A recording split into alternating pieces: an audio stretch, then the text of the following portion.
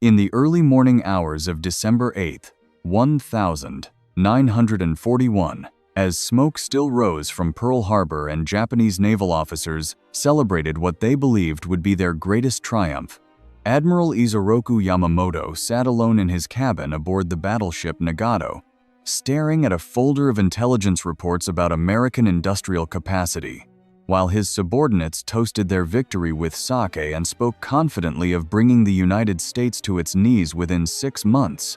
Yamamoto felt a cold dread settling into his bones. He had spent years in America, walked through Pittsburgh and Detroit, seen the automobile factories and steel mills that stretched for miles, and he understood something his celebrating officers did not. Japan had not delivered a crippling blow to a weakened enemy. They had awakened something that should have been left sleeping. The folder in Yamamoto's hands contained numbers that told a story his colleagues refused to hear. American steel production was nearly 10 times that of Japan. Their automotive industry built more cars in a single year than Japan had built in its entire history. But these were just numbers on paper, abstract figures that could be dismissed by men who had never witnessed American industry with their own eyes. What kept Yamamoto awake that night was not the statistics themselves, but what they represented. Somewhere across the Pacific Ocean, in cities with names like Camden and Norfolk and San Francisco, the lights were coming on in shipyards that had been quiet for decades. The giant was stirring, and within months, those shipyards would accomplish something that every Japanese naval planner had calculated to be utterly impossible. The men who planned Japan's war had built their entire strategy on a single assumption. They had counted every American shipyard, calculated the time required to construct each type of vessel, factored in training periods for crews, and determined with mathematical precision how long it would take the United States to replace the ships destroyed at Pearl Harbor. Their best estimates gave them 18 months, perhaps 2 years if they were unlucky. During that window, Japan would conquer the Pacific, establish an impregnable defensive perimeter, and force the Americans to negotiate a peace that recognized Japanese supremacy in Asia. The plan was elegant, thorough, based on solid intelligence about American shipbuilding capacity. Every variable had been considered, every calculation checked and rechecked by the finest minds in the Imperial Navy. But there was one variable that could not be calculated by men who had never seen an American factory town transform itself overnight. There was no equation to account for what happens when a nation that had recently built an entire automobile for every 50 people decides to build warships instead. The Japanese planners had assessed American shipbuilding capacity by examining existing naval yards and their historical output. What they failed to grasp was that in America, the distinction between civilian industry and military production was merely a matter of temporary intention. The same country that had just finished building the Golden Gate Bridge and the Hoover Dam was about to turn that engineering audacity toward the ocean. By January 1942, less than 2 months after Pearl Harbor, something unprecedented in human history was beginning to take shape along the American coastline. In places that had never built a naval vessel, where rice paddies and orange groves had been thriving weeks earlier, massive shipyards were rising from nothing. Henry Kaiser, a construction magnate who had never built a ship in his life, was about to revolutionize naval warfare not through clever tactics or superior weapons, but through something far more devastating to Japanese hopes. He was going to apply the principles of automobile assembly to the construction of warships, treating massive cargo vessels the way Ford treated Model Ts, breaking down their construction into standardized modules that could be prefabricated and assembled with stunning speed. The first intelligence reports that reached Tokyo about these new shipyards were met with skepticism bordering on contempt. Japanese naval architects read descriptions of Kaiser's Richmond shipyard and laughed at what they considered American naivety. Ships were not cars, they insisted. Each vessel required careful craftsmanship, skilled welders working on curved hulls, experienced shipwrights who understood the complex stresses that ocean water places on steel. The reports spoke of Kaiser hiring housewives and farmers, people who had never touched a welding torch, and putting them to work building Liberty ships. To Japanese engineers who had trained for years in their craft, this seemed like desperation, not innovation. They calculated that these hastily trained workers would produce inferior vessels that would break apart in rough seas or develop structural problems within months. But Kaiser understood something that transcended traditional shipbuilding wisdom. He knew that a ship that could be built in 40 days and lasted 2 years was infinitely more valuable than a ship that took 6 months to build and lasted 20. He was not trying to build beautiful ships or even particularly durable ones. He was trying to build ships faster than German U-boats could sink them, faster than Japanese planners had believed possible. Every assumption about shipbuilding time that Japanese strategists had made was based on constructing vessels the traditional way, with hulls built from keel to deck in a single continuous process. Kaiser broke that process into pieces, building entire sections of ships in different locations, then bringing them together like pieces of a massive puzzle. In Richmond, California, where orchards had bloomed just months before, the night sky now glowed orange from welding torches that never stopped burning. The shipyard operated 24 hours a day, 3 shifts of workers flowing in and out like tides, each shift picking up precisely where the last had left off. Women who had been secretaries and teachers now wore welding masks and worked on scaffolding 50 feet above the ground. Men who had harvested lettuce were now cutting steel plates with acetylene torches, following patterns that had been engineered to require minimal skill but maximum efficiency. The yard had its own rhythm, a mechanical symphony of hammering, welding, crane movements, and shouted instructions that never ceased. The Japanese naval attaché in neutral Portugal received photographs of Kaiser's shipyards in April 1942 and immediately forwarded them to Tokyo with a note expressing his bewilderment. The images showed something that violated every principle of naval architecture he had ever learned. Rather than single ships being built in individual dry docks, he saw what appeared to be an assembly line for vessels that weighed 10,000 tons. Sections of ships sat on massive cradles, being welded together by swarms of workers who looked, from aerial photographs, like ants constructing something far beyond the scale of individual insects. He counted the number of ships under construction and recounted them, certain he had made an error. When his count remained the same, he wrote a single question in his report: "Is this photograph real or American propaganda?" Tokyo's response came 3 weeks later, after intelligence analysts had verified the images through multiple sources. The photographs were genuine, but the High Command maintained that these hastily constructed vessels would prove fundamentally unseaworthy. They pointed to the Robert E.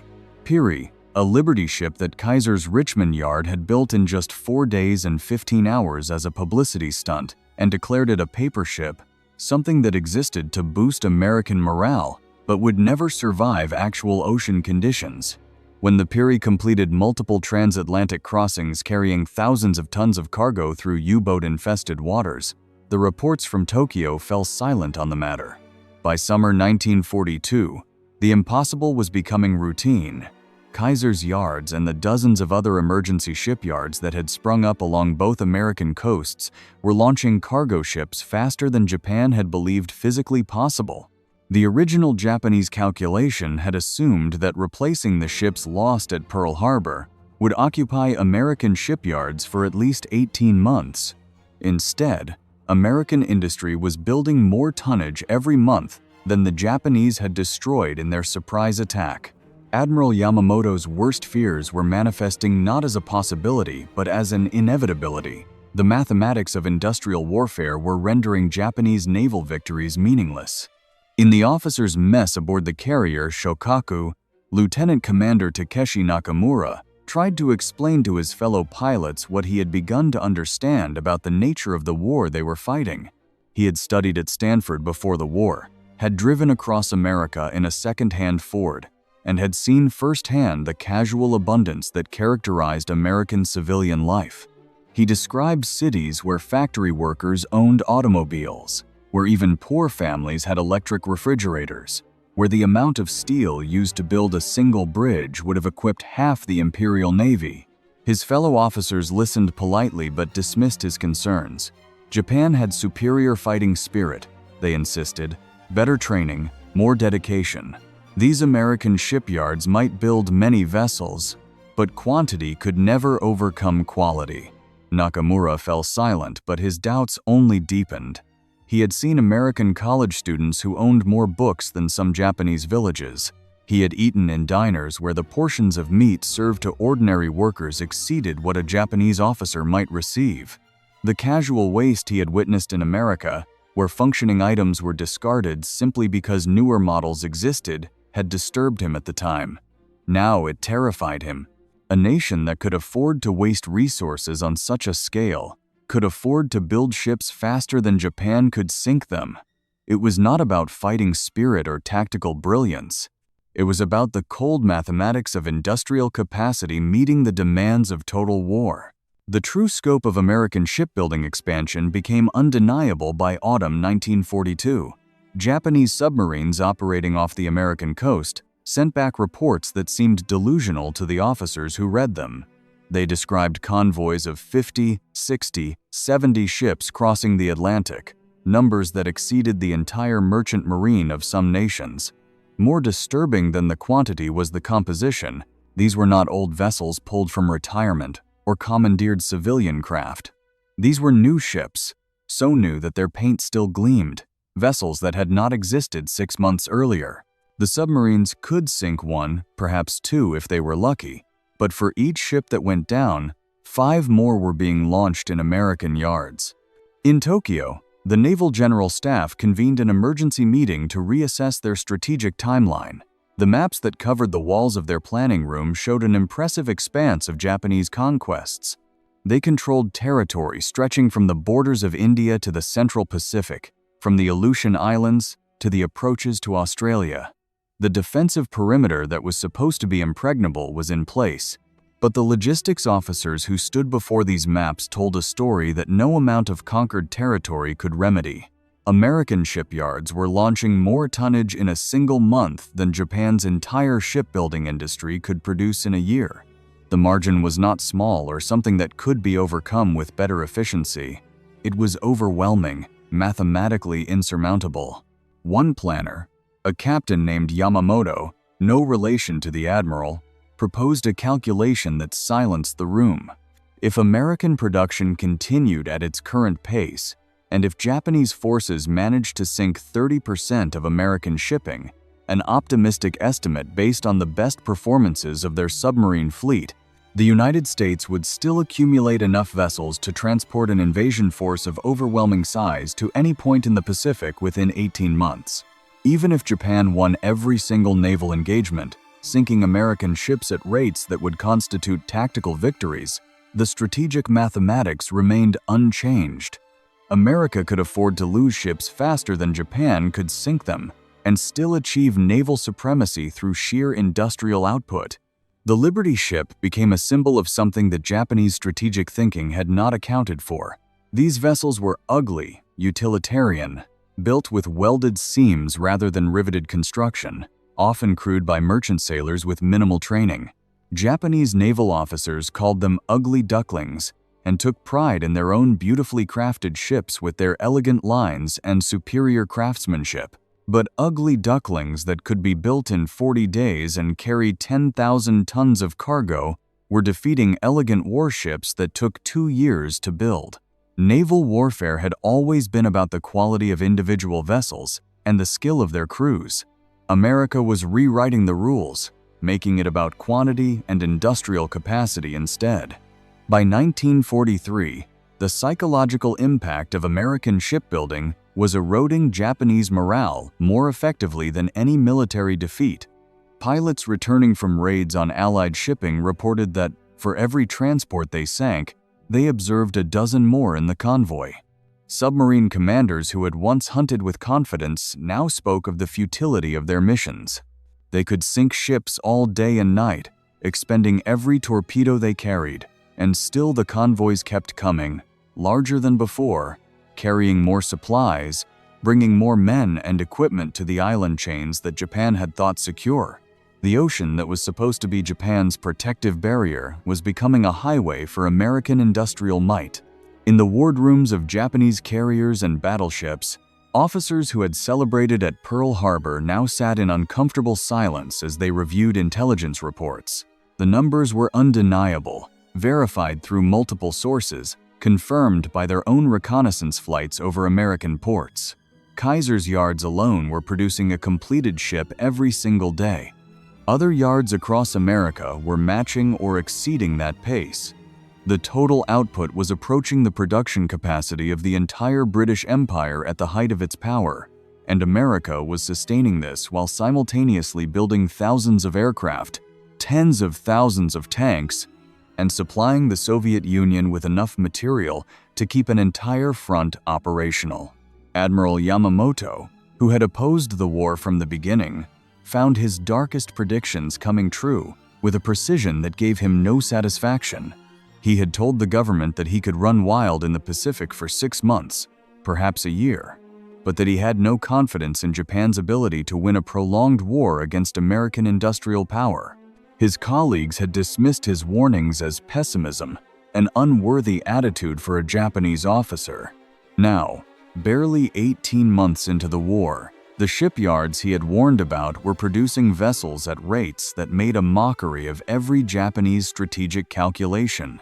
The war was not being won or lost in dramatic carrier battles or contested island invasions. It was being decided in the shipyards of Richmond and the steel mills of Pittsburgh, in places Japanese bombers could never reach. The human cost of this miscalculation was becoming apparent in every theater of the Pacific War. Japanese garrisons on remote islands found themselves cut off, bypassed by American forces who had enough ships to simply ignore strong points and strike wherever Japanese defenses were weakest. The strategy that had relied on creating killing zones where American forces would have to attack fortified positions was failing because the Americans had enough transport capacity to choose their battles. Islands that Japan had fortified at great expense sat useless as American convoys sailed past them toward more strategically valuable targets. At the Battle of the Philippine Sea in June 1944, Japanese pilots flying toward American carriers encountered something that completed the psychological demolition of their naval confidence. They faced not the smaller carrier groups they had fought earlier in the war, but an armada so vast it seemed to cover the ocean to the horizon. 15 fleet carriers, supported by so many escort carriers, battleships, cruisers, and destroyers that counting them was impossible in the chaos of combat. Every one of those ships had been built or refitted in the 3 years since Pearl Harbor. The Japanese pilots, many of them hastily trained replacements for the veterans lost in earlier battles, flew into walls of anti-aircraft fire so dense it created a physical barrier in the sky. Those who survived to return to their carriers reported that they had faced not a fleet but an entire nation's industrial capacity compressed into a few square miles of ocean. The psychological impact of facing such overwhelming material superiority was devastating to Japanese morale. These were men who had been raised on stories of samurai spirit overcoming numerical odds, of dedication and skill triumphing over mere material advantage. They had been taught that Japanese fighting spirit was a force that could overcome any obstacle, but no amount of fighting spirit could sink 100 ships when you only had enough fuel for one more sortie. No measure of dedication could build aircraft carriers as fast as American shipyards were launching them. The mathematical reality of industrial warfare was crushing the spiritual certainty that had sustained Japanese forces through the early months of the war. In the final years of the conflict, as Japanese cities burned under American firebombs and her navy rusted at anchor for lack of fuel, the shipyards that had seemed so impossible in 1941 continued their relentless production. By the time Japan surrendered in August 1945, American shipyards had built over 5,000 large vessels and tens of thousands of smaller craft.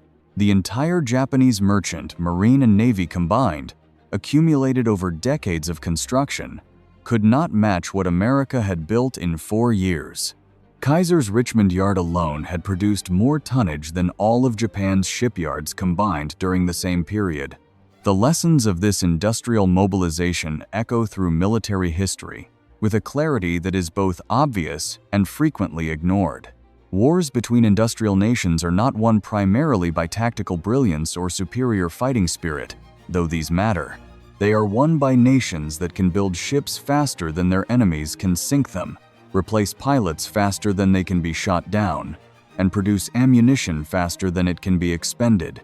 Japan had entered the war, believing that American society was too soft, too divided, too devoted to comfort to sustain the sacrifices necessary for victory. What they discovered was that a nation with the industrial capacity to give every family a car could redirect that capacity to war production with devastating effectiveness.